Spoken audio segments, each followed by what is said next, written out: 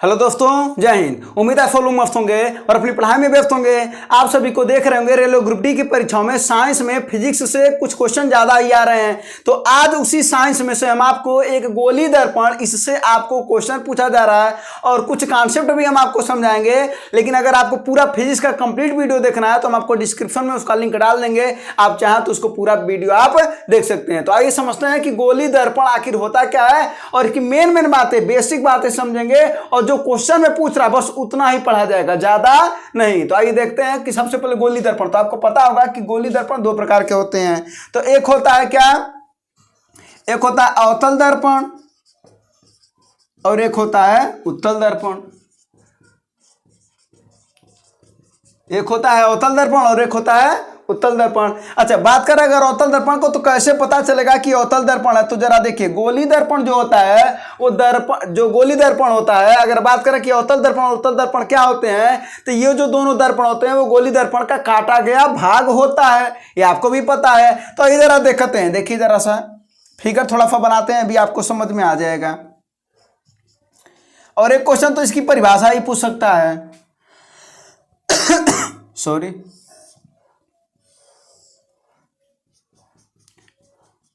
देखिए इसका मतलब है कि पेंट किया गया हुआ तल या कलय किया गया तल है, ठीक है ना। तो अगर एक परिभाषा इसका क्वेश्चन पूछ सकता है कि अवतल दर्पण क्या होते हैं, तो अवतल दर्पण वे दर्पण होते हैं जिनका परावर्तन दबे हुए तल से होता है, ठीक ना। परावर्तन दबे हुए तल से होता है और उभरा हुआ तल कलई किया गया होता है। देखिए, उभरा हुआ तल कलई किया गया होता है। जबकि उत्तल दर्पण में क्या होता है, परावर्तन उभरे हुए तल से होता है और दबे हुए तल में क्या होता है, वो कलई किया गया होता है।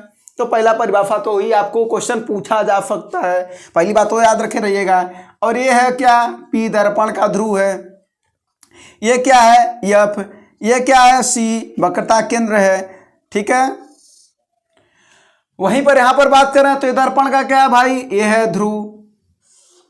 ये क्या है, एफ है मुख्य फोकस। और ये क्या है, सॉरी हाँ इधर है, ये एफ है और ये सी है, ठीक है। तो ये मुख्य फोकस और ये है वक्रता केंद्र, ठीक है। चलिए अब बात करते हैं कि सबसे पहले आपको देख रहे होंगे कि क्वेश्चन पूछा जा रहा है कि प्रतिबिंब की स्थिति। तो प्रतिबिंब की स्थिति सबसे पहले हम लोग समझेंगे और उसके बाद से हम लोग समझेंगे कि इस पर जो सवाल आ रहे हैं वो कैसे आप तुरंत ही देख करके लगा सकते हैं। तो आइए सबसे पहले इसकी स्थिति समझते हैं। तो देखिए, और इसे कहते हैं मुख्य अक्ष। क्या बोलते हैं भैया, मुख्य अक्ष बोलते हैं। तो आइए जरा देखा जाए पहला कंडीशन। तो अगर मान लेते हैं कि वस्तु कहां पर है, अनंत पर है। कहां है, अनंत पर। यानी पहला कंडीशन रखिए कि वस्तु कहां है, अनंत पर, ठीक है ना। यहां पर हम लिख लेते हैं कि वस्तु की स्थिति, थोड़ा आप क्लियर एकदम हो जाइए। एक बार अगर आप क्लियर हो जाएंगे ना तो आपको याद करने की जरूरत नहीं पड़ेगी। अगर आपको याद करने की जरूरत पड़ी तो फिर इसको बताने का क्या मतलब है ना। तो आपको याद करने की जरूरत नहीं पड़ेगी, बस केवल समझने की जरूरत पड़ेगी, ठीक है। और अगर बात करें इसकी प्रकृति की तो प्रकृति पढ़ लेंगे, किसकी, प्रतिबिंब की, ठीक है। देखिए, तो पहली अगर बात करें तो वस्तु कहां रहेगा, अनंत रहेगा। कहां रहेगा, अनंत पर रहेगा। दूसरा अगर बात करें तो कहां आएगा, अनंत से सी की ओर आएगा कि नहीं आएगा। यानी अगर वस्तु अनंत पर रहे उसके बाद से कहां आएगा, इसके और इसके बीच में ना आएगा। इसका मतलब है कि सी व अनंत के बीच में आ जाएगा। अगर तीसरी बात करें तब कहां जाएगा, तो आप कहेंगे सी पर आ जाएगा। चौथी बात अगर करें तब कहां जाएगा, तो सी के बाद से अभी क्या करना है, दर्पण की ओर जाना है। तो सी से अब कहां आएगा, सी और एफ के बीच में, अर्थात एफ व सी के बीच में आएगा। पांचवी स्थिति की बात करें तो कहां जाएगा, तो सी और एफ के बीच में आ गया, अब एफ पर आ जाएगा। और छठवीं स्थिति को अभी थोड़ी देर के लिए छोड़ देते हैं और छठवीं स्थिति उसके बाद से हम आपको बता देते हैं, ठीक है ना। चलिए, तो आपको 5 स्थितियां बताई गई। कौन कौन सी, पहले वस्तु अनंत पर था, फिर अनंत और सी के बीच में आया, फिर सी पर आया, फिर एफ और सी के बीच में आया और फिर एफ पर आ गया ना। अब जरा देखिए, अगर हम बात कर रहे हैं यहां पर, देखिए यहां पर काउंटिंग लिख देते हैं 1 2 3 4 और 5, ठीक ना। इधर भी लिख देते हैं 1 2 3 4 और 5। देखिए, तो 1 का हो जाएगा 5वां, 2 का हो जाएगा 4था, 3 का हो जाएगा 3, 4 का 2, 5 का 1। ऐसा आप लगाए होंगे ना, ऐसा किए होंगे ना, मिलान करना। तो उसी तरीके से इसमें क्या कर देना है कि वस्तु की स्थिति जो पहला है वो पहले का क्या है, 5वां, अर्थात 5वां क्या हो जाएगा, एफ पर। बात समझ में आई। फिर दूसरा सी और अनंत, तो दूसरे का क्या आपने लगाया, चौथा, तो दूसरे का हो जाएगा चौथा, यानी एफ हुआ सी के बीच में। अगर बात करें तीसरा, तो तीसरे का तीसरा ना था, यानी सी पर ही बनेगा प्रतिबिंब। बात करें एफ और सी वाला, तो यानी चौथे का क्या आया था भैया आपका दूसरा, तो चौथे का हो जाएगा दूसरा, अर्थात सी व अनंत के बीच में। अगर बात करें एफ पर, तो यानी पांचवा, तो पांचवे का क्या हो जाएगा भैया पहला, यानी ये हो जाएगा अनंत पर। कोई दिक्कत हो तो बताइए, इसमें कोई दिक्कत है, बिल्कुल भी नहीं है। चलिए देखिए, अब आते हैं प्रकृति के बारे में पढ़ते हैं। तो देखिए जितने भी प्रकृति बनते हैं, जितने भी इसके प्रतिबिंब की प्रकृति होती है, वो पहली बात होता है वास्तविक उल्टा, प्रतिबिंब उल्टा बनता है, ठीक है ना।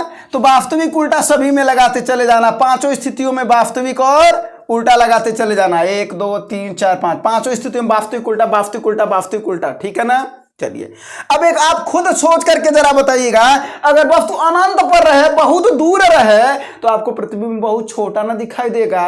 कैसा, बहुत छोटा, अनंत रहे, बहुत दूर रहे, वस्तु बहुत दूर रहेगा तो प्रतिबिंब छोटा ना दिखाई देगा। हम जो देखेंगे बहुत छोटा दिखेगा ना, तो इसका मतलब है कि बहुत छोटा। अब जो थोड़ा नजदीक आएंगे तो क्या हो जाएगा, तब छोटा। अब उसी के पास खड़े हो जाएंगे तो क्या हो जाएगा, बराबर। उसके बाद से बड़ा और फिर बहुत बड़ा। कहाँ, बहुत बड़ा। जरा देखिए, जब यहां पर हम चले आएंगे एफ पर, तो एकदम अब लेंस सॉरी दर्पण के बगल में आ गए ना, तो वस्तु कैसा दिखाई देगा, बहुत बड़ा दिखाई देगा। कैसा दिखाई देगा, बहुत बड़ा। चलिए, यानी आपको प्रतिबिंब ये स्थिति पता चल गई, पहले का पांचवा था, दूसरे का चौथा, तीसरे का तीसरा, चौथे का दूसरा और पांचवें का पहला। और इसमें वास्तविक उल्टा सभी में लगाना है, बहुत छोटा पहले, फिर छोटा, फिर बराबर, फिर बड़ा, फिर बहुत बड़ा। क्वेश्चन कैसे पूछेगा वो बता देते हैं। क्वेश्चन अगर कह दे कि यदि प्रतिबिंब सॉरी वस्तु अगर एफ पर है, तो जरा बताओ प्रतिबिंब कहां बनेगा, तो वस्तु अगर एफ पर है तो प्रतिबिंब बनेगा अनंत पर। अगर क्वेश्चन पूछेगा कि वस्तु अगर सी पर है, तो बताओ प्रतिबिंब की प्रकृति कैसी होगी, तो वस्तु सी पर है तो प्रतिबिंब की प्रकृति क्या होगी, वास्तविक उल्टा और वस्तु के बराबर होगी। क्लियर है, क्वेश्चन कैसे पूछा जाएगा, ये चीजें समझ में आ गया होगा। चलिए, इस बार रेलवे ग्रुप डी ने क्वेश्चन बहुत ही लाजवाब क्वेश्चन पूछा था कि यदि फोकस दूरी के 3 गुनी दूरी पर अगर वस्तु रखा जाए तो प्रतिबिंब कहां बनेगा। बहुत ही अच्छा क्वेश्चन था, जरा देखिए। आइए इसको भी बताते हैं। पी से एफ के बीच की जो दूरी होती है वो होती है स्मॉल एफ। क्या होती है भैया, स्मॉल एफ। और जितनी दूरी पी से एफ होता है वही दूरी एफ से सी भी होता है। और टोटल दूरी को हम मानते हैं वक्रता त्रिज्या अर्थात आर मानते हैं। बोलिए, कोई दिक्कत नहीं है। यानी यहां से आपका एक रिलेशन निकल सकता है। अभी इसके बाद फिर जब फार्मूला बताएंगे तो उसमें हम आपको बता ही देंगे। क्वेश्चन क्या था वो सुनिएगा। कह रहा है कि प्रतिबिंब से तीन गुनी दूरी पर वस्तु को रखा जाए, तो जरा मान लेते हैं कि अगर ये दूरी 2 सेंटीमीटर हो तो यों दूना होगा। आ 2 का 3 गुना कितना होगा, तो आप कहेंगे 6 होगा, तो 2 ही होगा, आ 2 हो गया 4, आ 2 और रखना पड़ेगा, तो यहां कहीं ना। तो इसका मतलब हुआ कि वस्तु कहां रखी है, तो वस्तु रखी है अनंत और सी के बीच में। तो जब वस्तु अनंत और सी के बीच में रखी है, अर्थात सी और अनंत के बीच में रखी है, तो प्रतिबिंब कहां बनेगा, तो एफ और सी के बीच में न बनेगा। क्लियर, समझ में आया बात। और प्रकृति कैसा होगा, वास्तविक उल्टा और वस्तु से छोटा होगा। कोई दिक्कत नहीं। पश्चिमी पर देख लेते हैं। तो पश्चिमी स्थिति क्या हो जाएगी, एफ और दर्पण के बीच में, यानी ध्रुव के बीच में। तो ये हो जाएगा ये एफ व पी के बीच में। तो जब एफ और पी के बीच में बनता है तो जो प्रतिबिंब होता है वो हमेशा दर्पण के पीछे बनता है, दर्पण के पीछे बनता है। और पीछे कहां बनता है, एफ और पी के बीच में बनता है, यानी मुख्य फोकस और एफ के बीच में, सॉरी पी के बीच में बनता है, ठीक है ना। और कैसा होता है, तो वास्तविक ना होकर के जब पीछे बन रहा तो दिखाइए नहीं दे रहा, तो आभासी बनता है और सीधा भी बनता है और वस्तु से बड़ा बनता है, ठीक है ना। तो 6वां स्थिति ये है, याद कर लीजिएगा। चलिए, तो दर्पण के पीछे बनता है। अगर बात करें वहीं पर इसमें, तो इसमें आइए जरा बात करें कि सभी स्थितियों में इसका तो सीधा सीधा आपको आंसर मिल जाएगा। सभी स्थितियों का मतलब जितनी भी स्थितियां आपने लिखा 6 स्थितियों में इसका जो प्रतिबिंब होता है, प्रतिबिंब जानते हैं कहाँ बनता है, दर्पण के पीछे। नोट करिएगा, दर्पण के पीछे बनता है। कहाँ बनता है अगर पूछे तो आप कह दीजिएगा पी व एफ के बीच में बनता है सदैव। कैसा होता है तो आप कहेंगे प्रतिबिंब कैसा होता है, आभासी, सीधा और वस्तु से छोटा। आभासी, सीधा और वस्तु से छोटा। ये आपको स्थितियां हमने बता दिया। आप इसका स्क्रीनशॉट ले लीजिएगा, आपको समझ में आ गया होगा। अब यहाँ से किसी भी तरीके का क्वेश्चन पूछेगा तो आप लगा सकते हैं। अब इसके बाद से फार्मूलों को बताया जाए, स्क्रीनशॉट ले लीजिए इसका, ठीक है। अब फार्मूला को हम बताते हैं आपको। चलिए, तो ये आपको बस मिटाना है, बाकी तो सब कुछ अभी वही आएगा, ठीक है। चलिए अब देखते हैं इसमें फार्मूला जो आपके सवाल पूछे जा रहे हैं वो कैसे कैसे सवाल पूछे जा रहे हैं वो उसको देख लेते हैं। तो जरा बात करते हैं, पहला वाला फार्मूला आपको यहाँ पर क्या मिल जाएगा। पहला वाला फार्मूला आपको जरा देखिए, ई है पी से लेकर के एफ की दूरी यानी मुख्य फोकस की दूरी है स्मॉल एफ, और वही दूरी यहाँ पर भी है तो एफ है यानी यही तो आर के बराबर है। तो कहीं ना कहीं आर बराबर एफ प्लस एफ मिल रहा है कि नहीं, जिसे हम आप 2f कहेंगे कि नहीं, कहेंगे ना। तो इसी को या लिख सकते हैं एफ बराबर r/2, अर्थात फोकस दूरी वक्रता त्रिज्या की आधी होती है। याद रखे रहिएगा, फोकस दूरी वक्रता त्रिज्या की आधी होती है। एक फार्मूला आपको ये मिल गया है। बात कर लेते हैं यहीं पर दूसरे फार्मूले की। तो दूसरा फार्मूला आपका क्या कहता है, 1/f बराबर 1/v धन 1/u। अगर यहां पर बात कर रहे हैं तो जो f होता है वो क्या होता है, v क्या होता है और u क्या होता है। अगर यहां पर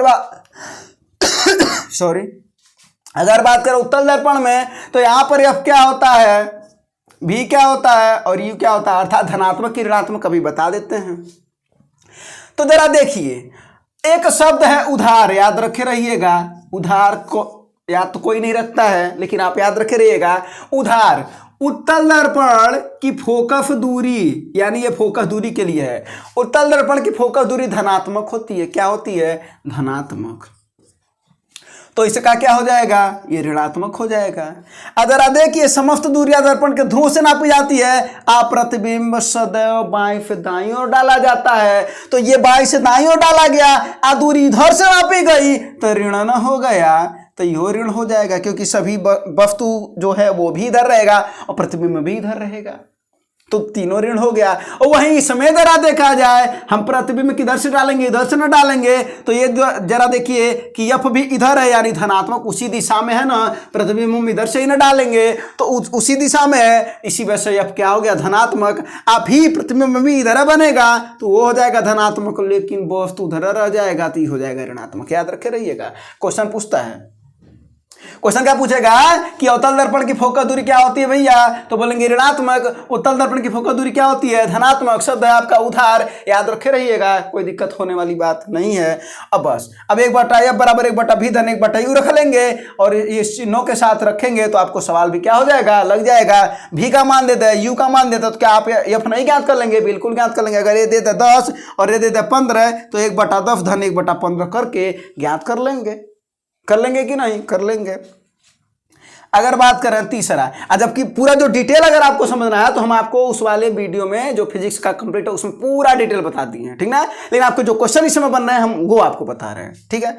तीसरा बात करना अगर, तो आपको आवर्धन पता होगा कि आवर्धन क्या होता है। तो आवर्धन होता है, क्वेश्चन पूछ सकता है इसका परिभाषा, तो आवर्धन क्या होता है वो अभी बता रहे हैं। तो आवर्धन का फॉर्मूला होता है -v/u, या इसी को हम लिखते हैं II-/OO- बराबर यम बराबर -v/u, ये भी लिख सकते हैं। तो क्वेश्चन पूछता आवर्धन कहते किसे हैं, तो प्रतिबिंब की लंबाई और वस्तु की लंबाई के अनुपात को, ये प्रतिबिंब की लंबाई है, I माने इमेज और O माने ऑब्जेक्ट, यानी प्रतिबिंब की लंबाई है ये, और ये वस्तु की लंबाई है, तो प्रतिबिंब की लंबाई और वस्तु की लंबाई के अनुपात को आवर्धन कहते हैं। क्या कहते हैं, आवर्धन। कोई दिक्कत वाली बात यहाँ पर नहीं है। तो देखिए 1, 2 और 3 फार्मूले आपको मिल गए और यहाँ से आपके क्वेश्चन जो भी होते हैं वो आप चाहें तो सभी क्वेश्चन लगा सकते हैं। अब जरा एक बात बताइए, अभी तो हमने बोला है कि अवतल दर्पण का फोकस दूरी ऋणात्मक होता है, उत्तल का फोकस दूरी धनात्मक होता है। बात करें अगर आवर्धन का, तो आवर्धन क्या होगा? तो देखिए जो इसका अगर फोकस दूरी धनात्मक होगा तो उसका आवर्धन भी धनात्मक होगा, अर्थात इसका आवर्धन भी क्या होता है? आवर्धन भी धनात्मक होता है। और अगर बात करें यहाँ पर इसका आवर्धन क्या होता है, याद रखे रहिएगा, ये सब क्वेश्चन है आपका, तो ये होता है ऋणात्मक। कोई दिक्कत वाली बात नहीं है। चलिए आप चाहे तो रख करके ज्ञात कर सकते हैं। जरा देखिए फार्मूला माइनस भी बटा यू, तो जरा भी क्या है अगर हम आपको ज्ञात ही करवा दें तो माइनस भी। देखिए भी क्या होता है? अवतल दर्पण में ऋण होता है, आप कहेंगे तो ऋण भी हो गया। यू क्या होता है? वो भी ऋण होता है, ऋण यू हो गया। ऋण से ऋण कट जाएगा तो -1 आया, यानी आवर्धन क्या आया? माइनस आया। वहीं पर अगर हम उत्तल दर्पण का ज्ञात कर लेंगे तो फार्मूला होता है माइनस भी बटा यू, और भी इसमें क्या है उत्तल दर्पण में? तो भी है धन, यानी धन भी हो जाएगा। और यू क्या है? ऋण है, तो ऋण भी हो जाएगा, सॉरी ऋण यू हो जाएगा, तो ऋण और ऋण का गुणा होगा तो प्लस हो जाएगा, यानी क्या आ जाएगा? प्लस भी बटा यू, अर्थात आवर्धन क्या आया? धनात्मक आया। वही हम आपको बताइए वो किए हैं, ठीक ना।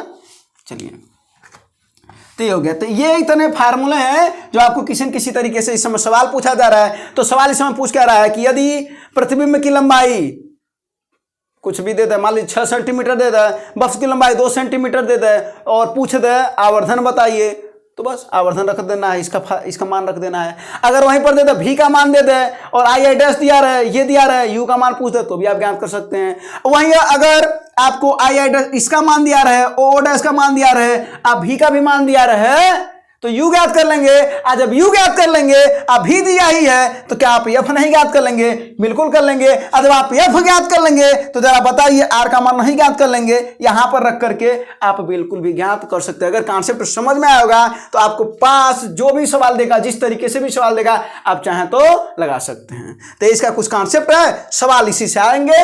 यम भी यू, अच्छा एक बार वो भी लिख देते हैं कि आखिर एफ क्या है? तो एफ है फोकस दूरी,